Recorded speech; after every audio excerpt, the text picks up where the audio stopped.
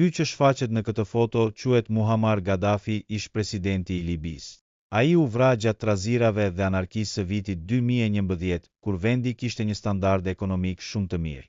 Fal burimeve të naftës në Libi, populli përfitonte këto standarde. 1.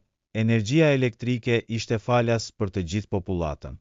2. Bankat ishin në pronësi të shtetit dhe jepnin kredi me interes zero i.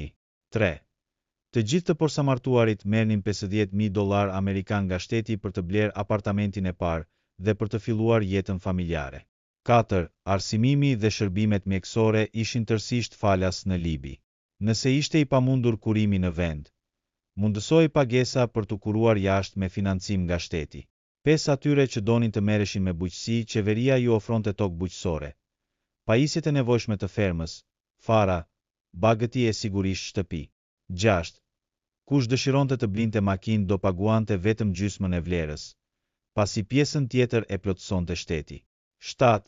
Çmimi i benzinës në Libi ishte $0.14 për litër. 8. Për të rritur mirëqenien e popullit, qeveria kishte vendosur që një pjesë të ardhurave nga shitja e naftës ta kreditonte në banka, në llogaritë e të gjithë libianëve.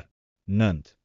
Libia nuk kishte borxh të jashtëm dhe rezerva shtetërore arrinin në $150 miliard, që tashmë janë të ngrira në nivel global.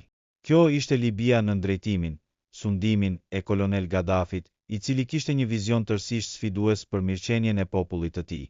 Na beni follow Sekrete Shqip.